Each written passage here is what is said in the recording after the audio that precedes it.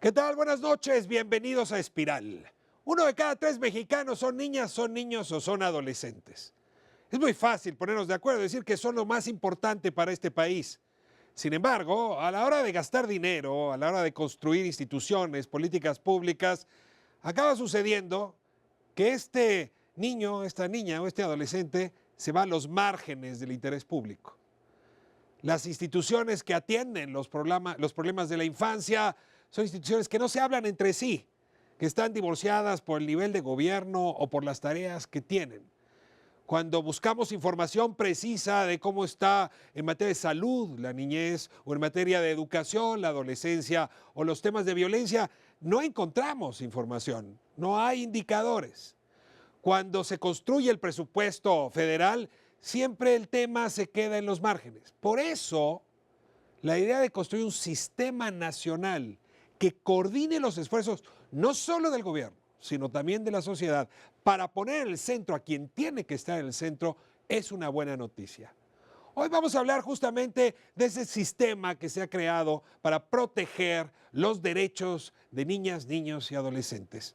Hoy vamos a hablar de cuáles son sus desafíos y de cuál es la importancia que la nueva legislación trae justamente para dar respuesta a este desafío.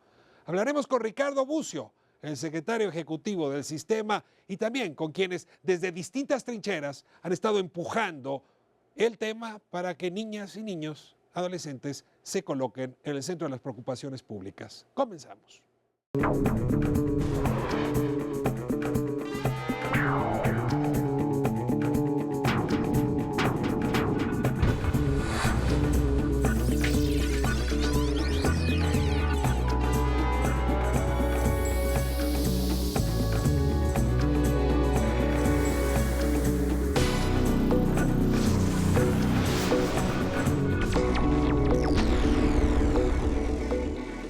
Pues abrimos nuestra conversación sobre los derechos de las niñas, los niños, los adolescentes, la forma como el Estado se está reorganizando, el gobierno mexicano, justamente para garantizar estos derechos, con Ricardo Bucio, que nos ha acompañado en otras ocasiones. Ricardo, bienvenido. Me da mucho gusto que estés aquí. Gracias. Has venido como presidente de CONAPRED y ahora eres el secretario ejecutivo de un sistema que apenas se crea justamente para mejorar la eficacia con la que el Estado mexicano, los distintos gobiernos en distintos niveles deben atender el cumplimiento de estos derechos. Me da mucho gusto tenerte aquí y déjame comenzar despacio y amablemente con la audiencia para que le expliques por qué fue necesaria esta ley de derechos de los niños, las niñas y adolescentes, que entiendo se aprobó en 2014, cuál es el contexto que da origen a esa ley, y luego procedemos a hablar de la reforma institucional que está implicando este sistema que ahora te toca coordinar. Primero, ¿cuál es el diagnóstico que llevó a que los legisladores aprobaran esta ley en diciembre? Digamos que hay varias perspectivas que sumaron para ello. Uno es la Convención de los Derechos del Niño, que México ratificó ya hace 25 años y que no tenía una correspondencia clara en términos del marco legal mexicano. Había una ley aprobada en el año 2000 que no cumplía totalmente con los parámetros de esta convención. Por otro lado, las situaciones complejas que vive hoy día la infancia, la adolescencia, y me parece que también la juventud mexicana, por ejemplo, la juventud en términos de situaciones como los jóvenes que no estudian ni trabajan, no tienen esas oportunidades, y que esta ausencia, digamos, esta omisión es un efecto de lo que no tuvieron también en la adolescencia y en la infancia. Temas que tienen que ver con la violencia, con la inseguridad, con la relación con problemas de salud, con el índice de desarrollo humano de niños y adolescentes, con la inclusión o la exclusión en la educación, con el trabajo, con el trabajo peligroso, la explotación laboral, el embarazo adolescente, etc. Ahora, cuando uno piensa en el Estado mexicano y quién se hace cargo dentro de ese Estado de los derechos de los niños y las niñas, me vienen a la mente muchos actores. El sector salud, los hospitales, ¿no? Desde luego el DIF es otro actor importante, luego los municipios, los estados, y en realidad tenemos muchas unidades del gobierno, de los gobiernos, responsables de atender problemas relacionados con los niños. Y sin embargo, no ha habido eficacia para las políticas, para las soluciones, para la garantía de esos derechos, porque como en otros temas también está muy fragmentado.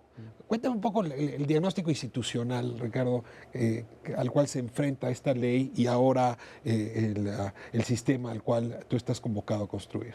Sí, creo que es cierta esta perspectiva de que hay muchas instancias públicas, diría que casi todas, que tienen un trabajo o directo con este grupo de población o que tienen un efecto directo o indirecto en el grupo de población, ¿no? Por ejemplo, en la primera están los servicios de salud, de educación, de asistencia, en el segundo están los servicios básicos, ¿no? La infraestructura urbana, la infraestructura social, las relaciones comerciales, económicas, los medios de comunicación, el sistema de protección de derechos humanos, el derecho al agua. Todos estos tienen una relación, un efecto directo en cómo viven y en cómo pueden ejercer o no sus derechos niños, niñas y adolescentes. Entonces, realmente, ante la multiplicidad de dependencias, de atribuciones, de facultades, de ordenamientos legales que no necesariamente coinciden en la perspectiva, y también de una enorme cantidad ya de programas directos, de reglas de operación y cientos de miles de millones de pesos que cada año se invierten en estos disgregados en un montón de instituciones de responsables. Creo que lo que faltaba sí era un mecanismo de coordinación. Primero, un eje rector a partir de los derechos, no de servicios, no de protección, no de tutela, no de asistencia, solamente en esta perspectiva que ha tenido normalmente las instituciones públicas en relación con la infancia y la adolescencia, o de invisibilidad a veces, sobre todo pensando mucho en el grupo de población adolescente, sino también de articulación. ¿Cómo haces para que todos estos ordenamientos legales secundarios que deberían de partir de esta reforma constitucional y también de la ley general, los ordenamientos legales, los programas que derivan de ello, la acción de las instituciones, tengan una visión común de qué hacer para garantizar los derechos de este grupo de población? Creo que esta parte sí está todavía ausente, digamos, lo que es el enfoque de niñez y adolescencia en la acción del Estado.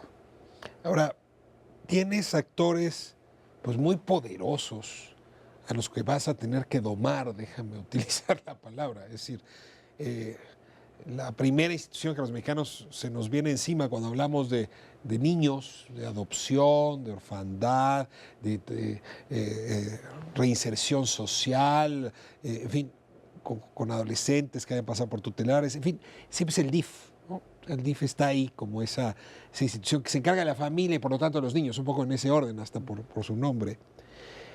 Pero el DIF tiene normalmente como conductora a un personaje muy poderoso. O sea, es la esposa del gobernador. Algunos dicen, no, siempre hay un funcionario profesional abajo, sí, pero en términos políticos es la esposa del gobernador. Una disfunción, creo yo, una herencia del virreinato, pero no voy a meter en eso. ¿Cómo le hace un sistema nacional para coordinarse teniendo enclaves tan poderosos y con enorme capacidad de veto para esa coordinación? ¿Tiene dientes el sistema? ¿Puede forzar a la esposa del gobernador de Puebla o a la esposa del gobernador de Nuevo León a someterse a una lógica nacional de coordinación? Mira, el DIF es una de las instancias que sufre o que no sufre, digamos, que tiene modificaciones en sus atribuciones y en su accionar a partir de la Ley General de Derechos de Niños, Niñas y Adolescentes. La ley le da unas atribuciones mucho más claras en términos de protección especial para niños y adolescentes que viven situaciones de vulnerabilidad específicas.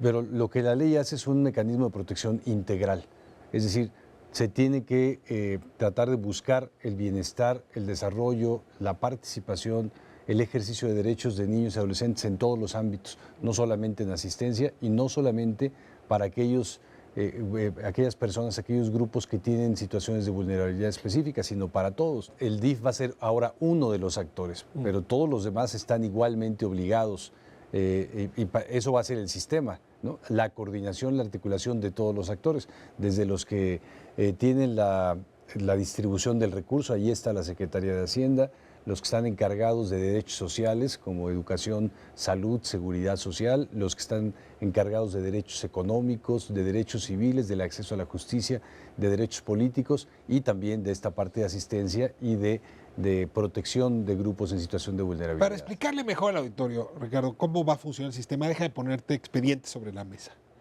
¿no? Y ayúdame a entender qué tendría que hacer el sistema frente a esos expedientes. Deja de poner el primero, el expediente del nombre. Hay muchos millones de niñas y niños en este país sin acta de nacimiento.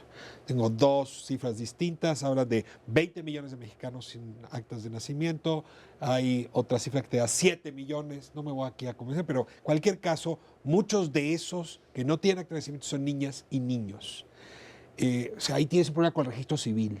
Es el registro del nombre, que es lo primero que te abre la llave a tener luego derechos y oportunidades, en fin. ¿Qué tiene que hacer el sistema para atacar este expediente? ¿Se va a convertir en registro civil? ¿Va a darle órdenes al registro civil? ¿Va a coordinar los esfuerzos para que se abata el número de personas sin niños, niñas, adolescentes, sin acta de nacimiento? ¿Cuál es la forma de operar frente a esto? Digamos que para este caso que presentas hay dos cuestiones. Una es la problemática en específico, ¿no? Hay una situación que podemos localizar a nivel municipal, en algunos casos se podría localizar incluso a nivel de localidad para saber cuántas personas no tienen acta de nacimiento, carecen de identidad jurídica. El problema no es nacional, es de regiones. Es que hay que hacer la localización. Para poder tener un acta de nacimiento necesitas llegar a la persona, ¿no? Entonces tú puedes tener las estadísticas nacionales que necesites y hay que fortalecerlas, pero para estos casos específicos necesitamos llegar a las personas. Entonces necesitamos llegar al territorio, a que opere ¿El sistema se encarga de que se llegue al territorio? El sistema está compuesto de digamos, un conjunto de sistemas. El sistema nacional abarca al gobierno federal y a la totalidad de los gobiernos estatales, ¿no? Ese es el conjunto ese es el espacio de toma de decisiones públicas del sistema nacional. Hay sistemas estatales que se tienen que conformar, ya se están conformando. Y cada uno está comandado por el gobernador, tiene al gabinete y tiene a los presidentes municipales, y después hay uno a nivel municipal con la misma nivel, digamos, de decisión política y de articulación de las instituciones. Ahí las instancias públicas, el registro civil, la Secretaría de Gobierno, los medios de comunicación con los que cuenta el Estado o la Federación tendrán que poner las acciones y a lo mejor convertir. Pero el sistema dice que hay un trabajo. foco. Hay un foco rojo, niños sin actas de nacimiento. Es el sistema el que dice hay un problema nacional, atendámoslo. Y luego opera, instruye, es normativo, es sustantivo.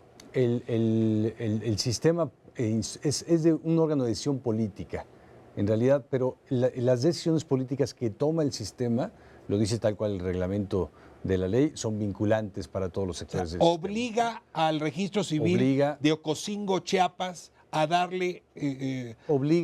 los registros civiles dependen del gobierno del Estado, obliga a que cada uno de los gobiernos de los estados tenga que hacer las acciones necesarias para abatir ese El gobierno del Estado te dice, no me interesa tu tema, estoy muy ocupado con las elecciones o con algún asunto más importante, así es que luego pateo el balón hacia adelante. ¿Cómo puede el sistema obligar al registro civil, al gobierno del Estado para resolver ese expediente? El sistema no solamente tiene actores políticos, eso es muy importante.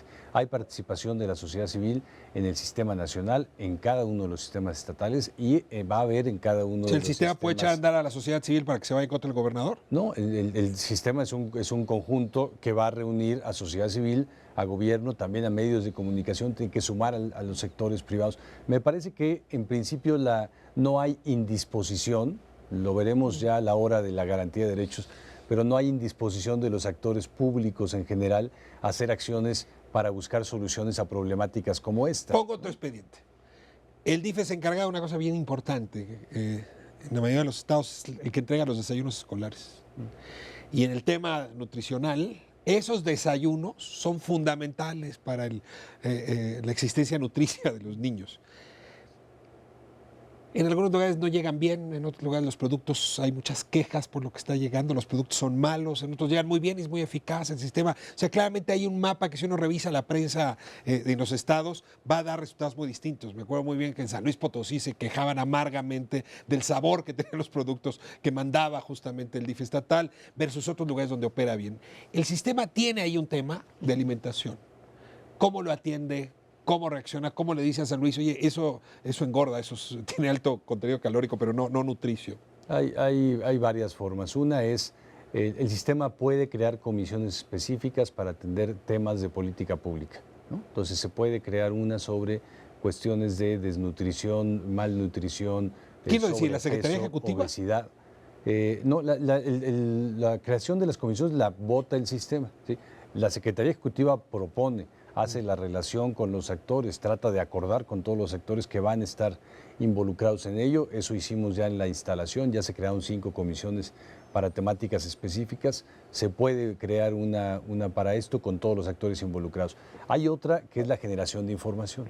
Necesitamos conocer con exactitud toda la información desagregada que tenga que ver con esta y con cualquier otra problemática. Y no está totalmente desagregada. En algunos casos sí, pero en muchos no. No tenemos la información por cada uno de los registros administrativos, por ejemplo, de las instancias que tienen que ver con los sistemas de salud, ¿no? Entonces, Por ejemplo, no sabemos quién está realmente repartiendo los desayunos escolares. No, eso podemos saberlo. No sabemos el efecto. Pues, por ejemplo, no sabemos de todos los niños, niñas, adolescentes que son beneficiarios del Seguro Popular, cuál es el nivel de malnutrición o desnutrición o sobrepeso de los que están siendo beneficiarios, ¿no? Eso lo necesitamos saber, ¿no? Y eso los datos del Insanud, por ejemplo, no son suficientes. ¿Podría ser un estudio a profundidad? No son suficientes, porque esos son datos estadísticos que te dan visiones generales. ¿En dónde está el problema? ¿No? Ese que detecta la encuesta nacional de salud, ese efecto lo está produciendo ¿quién? Lo está produciendo la falta de acción del sistema de salud, lo está produciendo el modelo de alimentación que se está generando el Estado mexicano, se está produciendo a nivel local de manera muy desagregada. Eso lo necesitamos saber, porque si no puedes atender el problema con el ánimo de solucionarlo, ¿no? Si abarco los 12 expedientes que abrí, ¿no? Actas de nacimiento, desayunos escolares, una de las primeras labores del sistema es proveer de información. Sí, la ley obliga a la creación de un sistema nacional de información. Vamos a tener por primera vez un espacio en donde vas a articular toda la información estadística, sociodemográfica, de encuestas nacionales, de registros administrativos. Vamos a mejorar la calidad de la información que se está generando. Ya creamos la semana pasada un comité especializado con el INEGI para eso, para intervenir en las estadísticas nacionales, para dar propuestas a quienes hacen los registros administrativos. Y vamos a crear una cosa que es muy importante, que sí hacía falta hacía muchísimas décadas. Yo creo que son registros nacionales sobre niños en particular que están en alguna situación. Por ejemplo, no sabemos cuáles son y en dónde están en su totalidad todos los niños, niñas y adolescentes con posibilidad de ser adoptados en el país, ¿no? Lo pueden saber a nivel local los DIFs, lo pueden saber a nivel también en algunos estados las organizaciones de la sociedad civil, pero no tenemos un registro nacional, o de aquellas familias que están en posibilidad de ser idóneas para adoptar algún niño o alguna niña. No tenemos un registro de aquellos migrantes, niños migrantes no acompañados que están siendo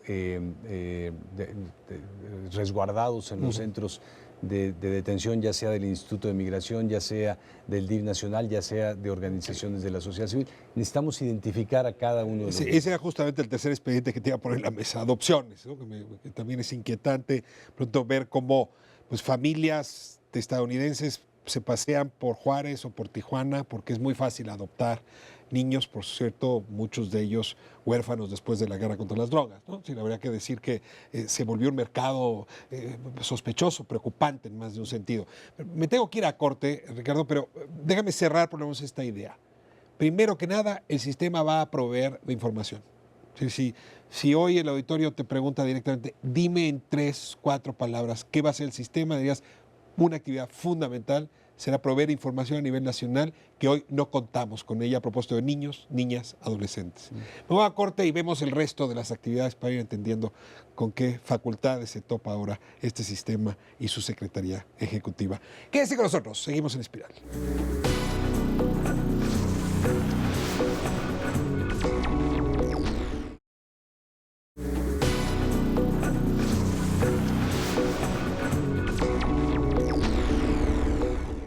Bienvenidos de vuelta a Espiral para seguir hablando de la protección de los derechos de niñas, niños, adolescentes y del sistema nacional que se está creando justamente para que esa protección sea eficaz. En el bloque anterior estuvimos hablando de las razones, el diagnóstico que llevaron a la ley y luego al propio sistema. Y estamos tratando de entender cómo este sistema va a reordenar un galimatías de instituciones y de herramientas. Justamente lo que tiene como labor es darle organicidad para que se puedan resolver los problemas, tantos como expedientes hay que afectan hoy a niñas, niños y adolescentes. Para acompañarme en esta conversación, además de Ricardo Bucio, están con nosotros Alison Sutton y Juan Martín Pérez García. Y como es tradición aquí en Espiral, les voy a pedir que cada uno se presenten y regresamos a la discusión. Alison. Bueno, sí, yo soy Alison Sutton y soy la representante adjunta de UNICEF, el Fondo de las Naciones Unidas para la Infancia aquí en México.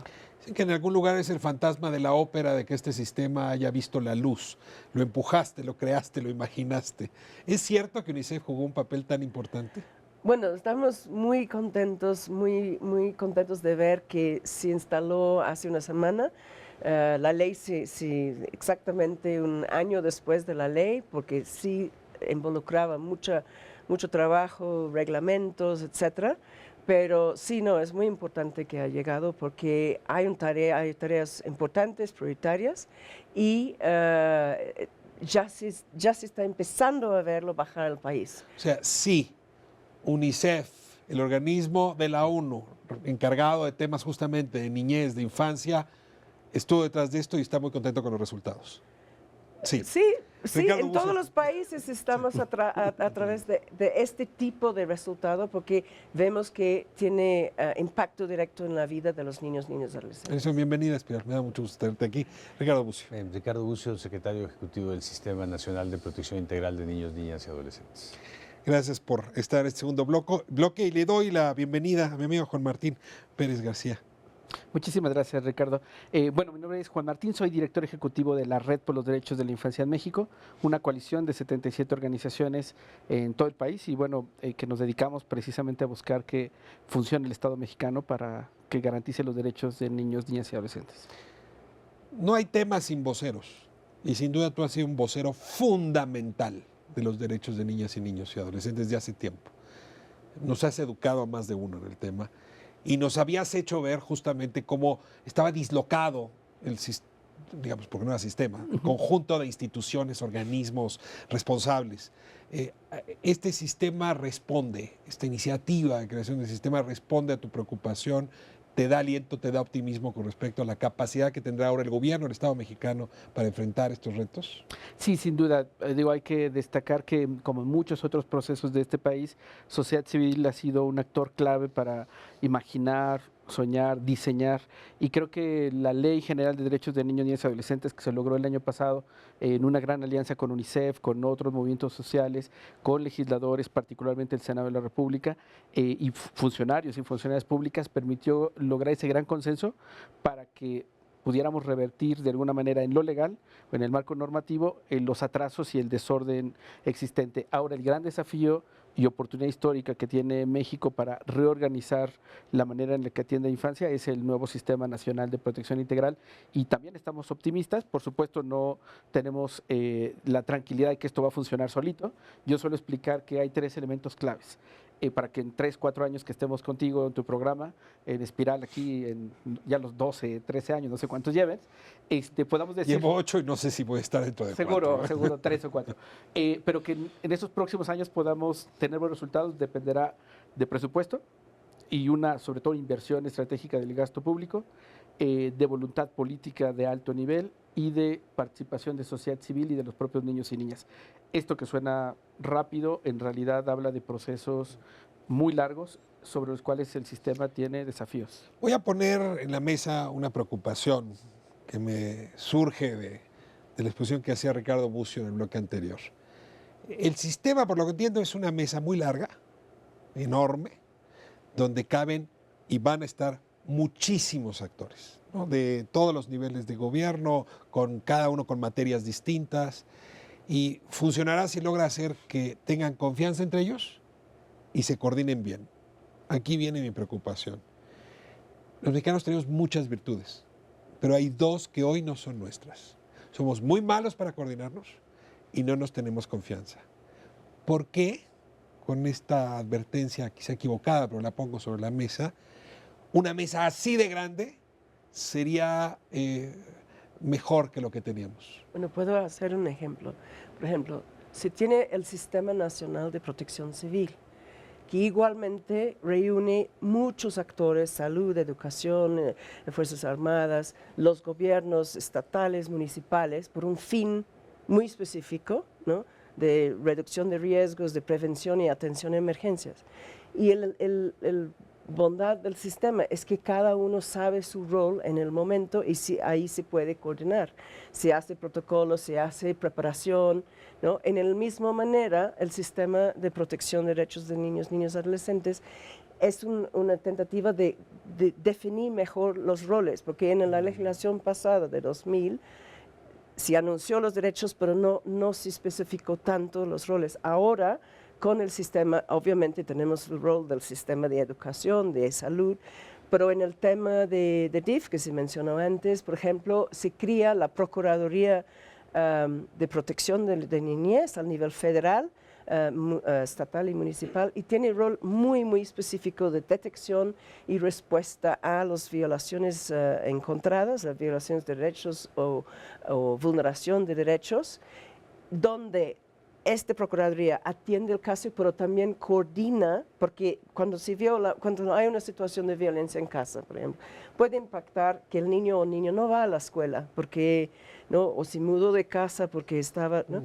Entonces, necesita involucrar educación, probablemente necesita involucrar salud, si hay una afectación física o psicosocial, ¿no? Entonces, con el diseño del sistema se va a tener mucho más clareza del rol de cada uno y también entre los órdenes de gobierno. A ver, entonces si recupero del bloque anterior uno de los temas, este es un sistema que va a proveer de información de calidad para la toma de decisiones. Dos, te escucho a ti, Edson, y entonces también lo que hace es asignar responsabilidades precisas para esa coordinación. Ahí ya tenemos dos tareas esenciales del sistema. Juan Martín, ¿qué más hace el sistema? Complementaría con que va a tener una tarea de especialización. Digamos, aunque nosotros imaginamos a la Secretaría de Educación Pública con niños y niñas, no tiene una tarea de especialización desde el enfoque de derechos de infancia. Ese va a ser un proceso en el que se va a ir construyendo para que cuando hablamos de reforma educativa no solo pensemos en sindicatos y maestros o conflictos, sino hablemos de los niños y las niñas y su proceso de aprendizaje. Eso es lo que ahora mismo no se tiene y se va a construir. Esta especialización se acompaña de algo que se ha planteado, que es la transversalización. Esta transversalización va a permitir de manera muy ilustrativa, que cuando un niño, vamos a poner un ejemplo de una adolescente embarazada, de estos temas duros en México. Si la niña dejó de ir a la escuela y llegó al sistema de salud, el sistema de salud tendrá que estar conectado con la escuela para que no pierda el derecho a la educación por el embarazo temprano, pero esto tendrá que vincularse con los programas de desarrollo social para que pueda ser protegida de alguna manera su familia y ella y garantizar con eso. A ver, déjame si entendí, no, Sí. mi cabeza es más dura que otra cosa. Hoy trabajamos por compartimentos, por cuartos, por estancos. Entonces, cuando dices transversalización, lo que estás diciendo es que van a conectarse. O sea, hace un esfuerzo de conexión entre instancias. Suelo poner un ejemplo muy simple, que es como nuestra mano. O sea, si nuestra mano no tuviera músculos para conectar los 5 dedos, no podríamos sujetar cosas o hacer todo lo que queremos. El sistema lo que va a hacer es precisamente generar los mecanismos internos de articulación y los mecanismos para que actuemos en conjunto y además con otro elemento importante, sinergia. Eso va a significar un replanteamiento de la manera en la que gastamos el dinero destinado a niños y niñas. Información, asignación precisa de responsabilidades y conexión entre instancias. Ricardo, ¿qué nos está faltando? ¿Qué más tiene como tareas que merezcan ser explicadas esta noche. Déjame solo retomar un punto que dijiste hace un rato. Dices que en México tenemos una gran desconfianza y una gran dificultad para la coordinación. Yo creo que esta ley en general, la Ley General de Derechos de Niños, Niñas y Adolescentes, desde mi perspectiva, y creo que la compartirán, es la ley más consensuada que ha habido en los últimos años, ¿no? Es una iniciativa preferente del presidente de la República, la apoyó en ese sentido el gobierno federal, la tomaron y la reformaron, le metieron una mano directa todas las fracciones parlamentarias en el Senado, en la Cámara de Diputados, las organizaciones civiles pusieron tanto el expertise que tenían como las propuestas que ya habían generado desde hace mucho tiempo. UNICEF acompañó a fondo, otras instancias de Naciones Unidas. Me parece que no hay ley que haya salido en ese sentido tan fortalecida en los últimos años, ¿no? Y esto es algo que también podemos ver en las entidades federativas. Al día de hoy ya tenemos 31 leyes aprobadas en los estados, en este proceso de armonización para poder llevar la legislación a nivel local. Y me parece que en pocos temas una ley general se desdobla tan rápidamente en ordenamientos locales. Sí, pero estarías entonces tranquilo en que por la manera como se produjo, como se creó esta ley, generó confianza para todas las partes. Sí, no digo que esa confianza es un activo que ya tiene la ley, eso no sucede así. La confianza hay que trabajarla, es parte del proceso de articulación del propio sistema. Lanzaba yo hace un momento los temas que subjetivamente, perdón, no hay otra forma de ponerlo, a mí me preocupan. Entonces decía, a ver, arranco con actas de nacimiento, me parece un problema muy serio en México. Problemas de adopción, que mencionaba Ricardo Bucio, me parece un problema muy serio. El problema nutricional, o sea, cuando uno lee la INSANUD, nos damos cuenta dónde está esa infancia que no trae la ingesta calórica necesaria. En fin, a ver, puse ya 3 temas. Si les forzara a ustedes, conociendo la dinámica de nuestra sociedad, ¿qué otros temas les parece que van a ser los primeros que ese sistema tenga que abordar? Bueno, si estamos hablando en términos de una acción coordinada necesaria, ¿no? Podemos hablar en la importancia de invertir en la primera infancia, ¿no? Donde desde el nacimiento, desde el prenatal, el nacimiento, el acta de nacimiento, el acceso a los servicios de salud, nutrición, necesitamos, porque el bebé es uno y necesita acceso integral a sus derechos, y ese es un importante Y los punto. primeros 4 años son fundamentales en la vida del ser humano. Exacto. Entonces, pero importante del sistema es que es de protección integral, es de todos los derechos. Entonces, por eso es que se necesita la coordinación. Y cuando se ve el tema de presupuesto, no se invierte óptimamente en primera infancia, ¿no? Esto podría ser un gran expediente primera infancia, que reúne educación, salud. Porque es allí que se hacen los grandes, se quieren atacar temas de desigualdad, de inequidad, todo el desarrollo, no se llega con el tema de nutrición a tiempo, tiene impacto para el resto de la vida, ¿no? Entonces, este es uno de los temas que cómo vamos a tener en la mesa a nivel federal, estatal y municipal, todos los actores se pueden dar prioridad queremos revertir ciertos indicadores más tarde en la infancia, adolescencia, y una de las formas de hacerlo es con un enfoque muy especial a primera infancia. Juan Martín, antes de cerrar este bloque, ¿qué otro expediente te parece fundamental? Sí, yo creo que hay uno inevitable y urgente, que es la violencia que viven niños, niñas y adolescentes, y que hay desafío no solamente como víctimas, sino el impacto que ha tenido los últimos 9 años de lucha contra el crimen organizado y que ha dejado grandes impactos. Violencia en las familias. Tasas de homicidio súper altas, desaparición, el 30% de los desaparecidos de este país son menores de edad. Ese tipo de casos y situaciones duras van a ser sin duda desafíos para el sistema. Bullying, violencia intrafamiliar. Son expresiones efectivamente de la violencia. La violencia tiene como muchas caras, muchos rostros. En la escuela, acoso escolar, en las familias, violencia familiar, en las calles, homicidios. Es decir, habría muchas expresiones de violencia que se tienen que desde el sistema. Me voy a corte y regresando me gustaría que nos hablara, Ricardo, también de esos otros temas para cerrar una lista. Las instituciones no pueden abordarlo todos. Efectivamente. Entonces, jerarquizarlos tiene su desafío, su chiste, dirían, y la inteligencia urge a poderse concentrar primero en unos temas y luego en otros. Entonces, me gustaría escuchar también la opinión del secretario ejecutivo del sistema para ver qué expedientes nos falta abordar. Estamos en Espiral, regresamos en un momento.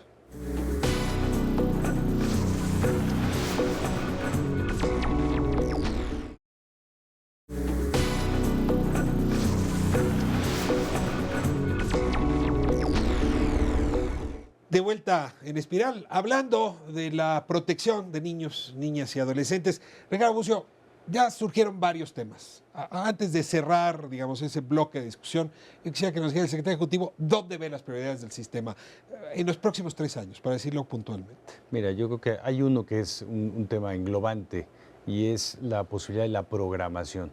La ley obliga a que tengamos un programa nacional de protección integral de niños, niñas y adolescentes. Es decir, en donde todas las acciones de la política pública a nivel federal, después a nivel estatal y a nivel municipal puedan estar reunidos en un programa. La ley obliga a que existan indicadores específicos para medir el desarrollo de los resultados. Eso no lo tenemos. Hasta ahora, pese a tener 33, 36%, dice ya la encuesta intercensal de la población que tiene menos de 18 años, no tenemos un programa que articule. Entonces vamos a tener un programa en el próximo año y vamos a tener los programas estatales, la definición programática. Otra, me parece que es... El programa a su vez es el que fijará prioridades. El programa fijará prioridades y el programa fijará prioridades además con participación de la sociedad civil y con participación de los propios actores de la política pública, porque realmente lo que ve una dependencia, otro, un sector, una secretaría, sí son cosas distintas y hay otras que no ven, ¿no? Puede ser, por ejemplo, que las instancias que se dedican a la distribución del agua a nivel municipal o estatal no tengan la perspectiva clara de lo que afecta a la infancia y a la adolescencia el tema del agua, ¿no? A mí me parece fundamental. Ese, por ejemplo, es fundamental para el acceso a la escuela, para la permanencia, para el tema de salud, etc. Hay otra cuestión que es el presupuesto, ¿no? El presupuesto es la expresión de las políticas que existen, es la expresión de la posibilidad que existe de hacer acciones desde el gobierno para revertir este y otros muchos problemas. No sabemos exactamente, creo con claridad, en dónde está el recurso que está destinado a niños, niñas, adolescentes. Lo sabemos a grandes rasgos. Lo dice el presupuesto de egresos de la Federación, lo dicen los presupuestos de egresos de cada una de las entidades federativas, pero presentan sectores, ramos, presentan programas de política pública y esos programas hay una desagregación después infinita, ¿no? Cómo el dinero se va distribuyendo a unas instancias, a otras, cómo llega al territorio, a qué niños llega y a cuáles no, ¿no? Y eso también nos va a permitir identificar una cuestión que me parece súper importante, los hoyos negros de la política pública. A dónde no llega la política pública, cuáles son los grupos de población, cuáles son esos niños, adolescentes que viven una invisibilidad más mayor, una discriminación interseccional y que no están siendo vistos por una dependencia o por otra porque están en el cruce, digamos, de los caminos de las políticas públicas. Entonces, la posibilidad de programar, la posibilidad de presupuestar, nos cierran los expedientes. Y me lleva pues al siguiente tema amplio, el siguiente bloque amplio de discusión. Miré un poco el presupuesto que le van a dar al sistema y no les niego, perdón si parece reclamo a alguien, pero lo es, frente a esta enormidad de atribuciones, de responsabilidades, el presupuesto del sistema es chiquitito.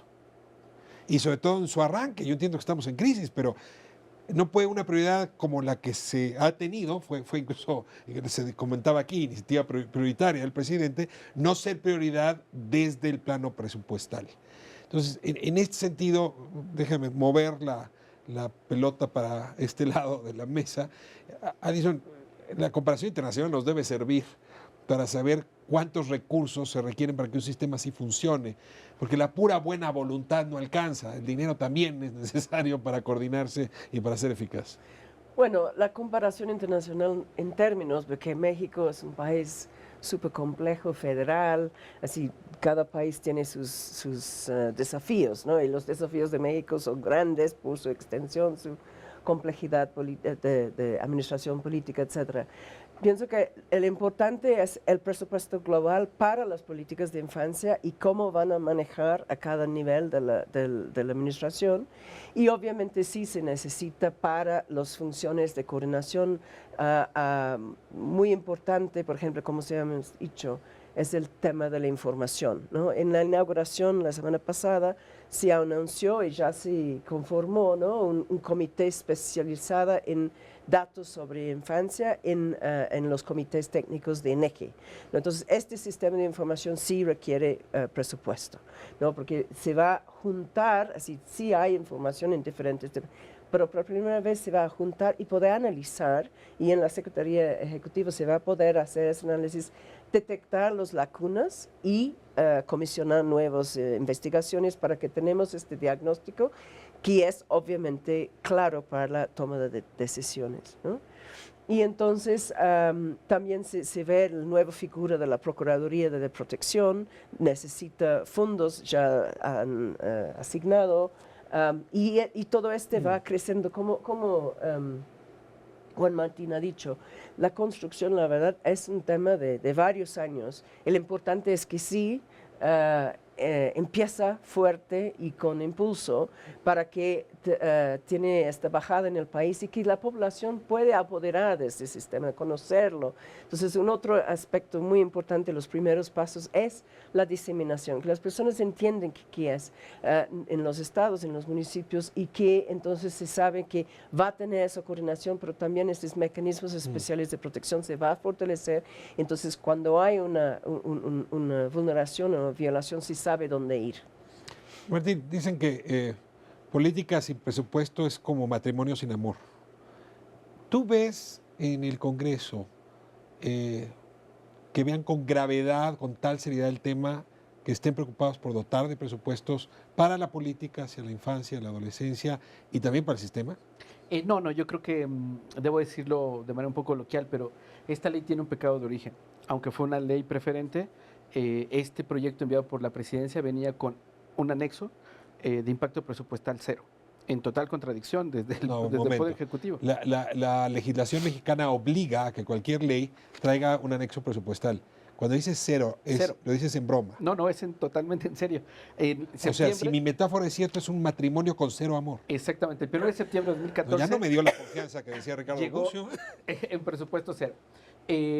Se avanzó y se trató de negociar rápido el proceso de ley para que la Cámara de Diputados, en aquel momento, finales de 2014, se comprometió a etiquetar presupuesto. No lo hicieron, no cumplieron. En esta nueva legislatura, ya con el camino andado, con la definición, la trampa y el argumento fue: no hay reglamento, no hay todavía órgano desconcentrado creado, tampoco se etiquetó presupuesto. Entonces, el Poder Legislativo sí está en grave falla con la infancia. Hay que reconocer que tenemos legisladores de muy bajo perfil en perspectiva de los derechos humanos, en términos de su capacidad técnica, y tenemos una tarea enorme en ese apartado, pero aquí creo que está vinculado también con el propio Poder Ejecutivo. Necesitamos no solamente gastar en infancia, sino gastar bien. Ahora es el desafío saber cuánto estamos teniendo de inversión. Se calcula en datos que UNICEF en 2011 trabajó, que México está gastando entre el 6%, del Producto Interno Bruto. Es decir, de los 100 pesos... Casi todo en educación. 5% educación y salud, menos del 1% en protección. Y esto es grave porque todos los temas que el público podrá escuchar, trata, niños de la calle, trabajadores, todos no tienen menos del 1% de la riqueza nacional para ser atendidos. Participación nada. Entonces, creo que es muy importante atender las recomendaciones del Comité de Derechos del Niño de Naciones Unidas que le hizo al Estado mexicano, señalando que tiene que invertir hasta el máximo los recursos disponibles, que es necesario invertir específicamente en el sistema nacional y, sobre todo, algo muy importante, identificar dónde están los hoyos negros, voy a llamarlo así, de corrupción con dinero destinado a infancia. Ricardo, ¿tú sabes por qué el anexo venía con cero? El anexo 18 del presupuesto de egresos de la Federación tiene en total 736,000, poco más, 736,000 millones de pesos. Que fueron, Ese es el anexo 18, es el que va para niños, el que niñas dice y adolescentes. protección de niños, niñas. Son dinerales. es mucho Son dinero. son los que 6 es- puntos Sí, del PIB que exactamente. más o menos que estás están pensando. divididos en una gran cantidad de sectores, en una gran cantidad de programas Escuelas, de política hospitales. pública, escuelas, hospitales, consulados, cuestiones de seguridad, algunas áreas especializadas en dependencias Ningún otro rubro públicas, tiene trabajo, tanto. Ningún etcétera. otro. No, es el anexo que más tiene por sí mismo recursos.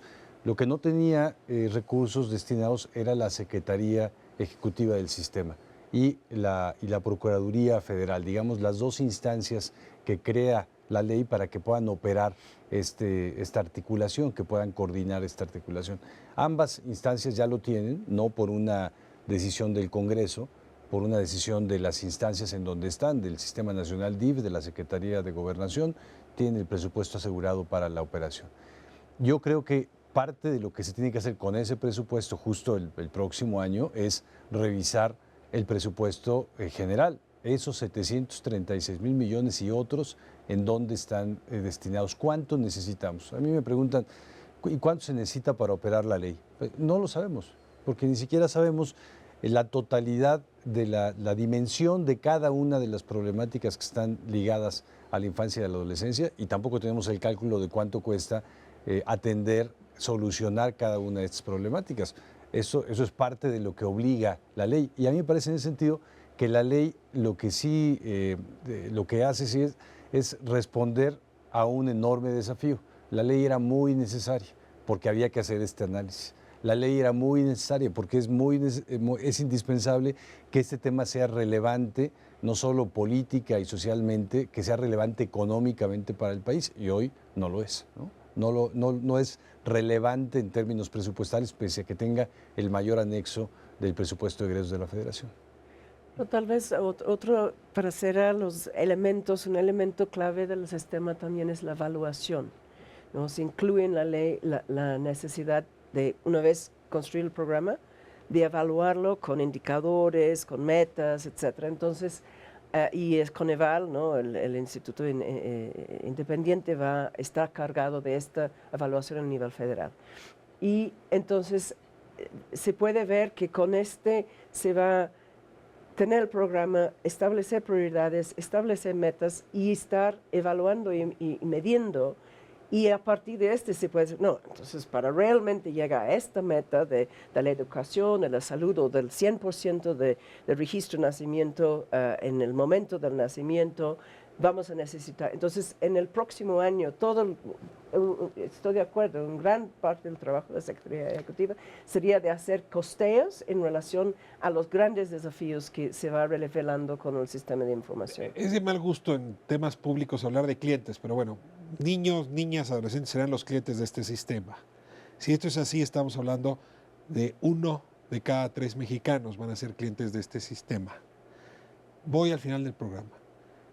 ¿Cómo podrían ustedes estar satisfechos en 4 años, para aceptar el desafío, Juan Martín, sobre el éxito de lo ofrecido por el sistema a su cliente? O sea, en 4 años les invito y hacemos una valoración. ¿Qué les dejaría tranquilos que haya hecho el sistema dentro de 4 años a propósito del mandato y los desafíos enormes que aquí se han planteado para esta población tan importante del país?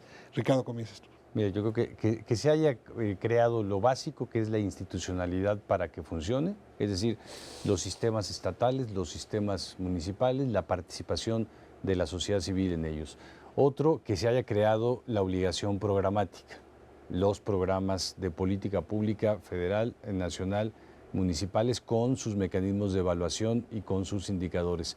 3, que se haya reformado el presupuesto, que haya habido progresivamente, porque no podrá hacerse ni siquiera con el presupuesto base cero, no podrá hacerse una reformulación inmediata, pero que sí haya una línea y una perspectiva de qué es lo que tiene que ir pasando en la distribución presupuestal y en el ingreso presupuestal para ir atendiendo las necesidades. Y 4, que haya una relevancia social, que el tema esté en la mesa de la sociedad.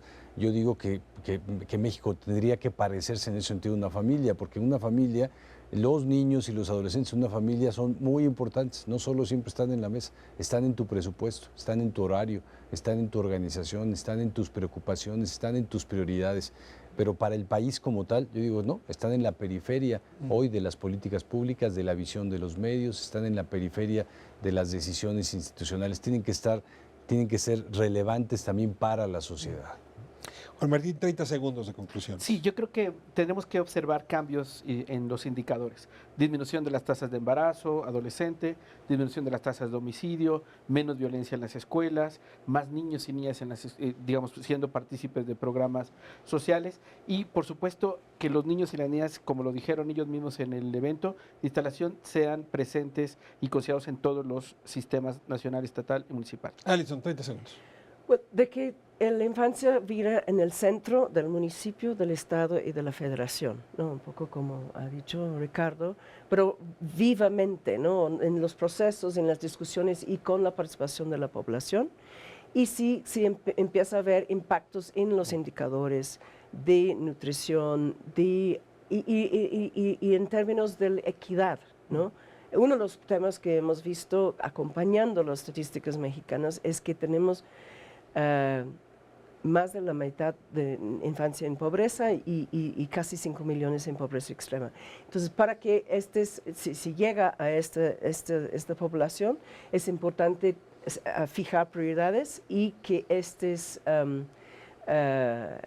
entonces que el programa nacional y los estatales y los municipales van para llegar a esta infancia que está excluida de goce de sus derechos. Alison, Juan Martín, muchísimas gracias. Ricardo Bucio, gran desafío que se quede en tus manos. Yo estoy convencido que eres un hombre con el talento, lo has probado en otras instituciones para construir este sistema.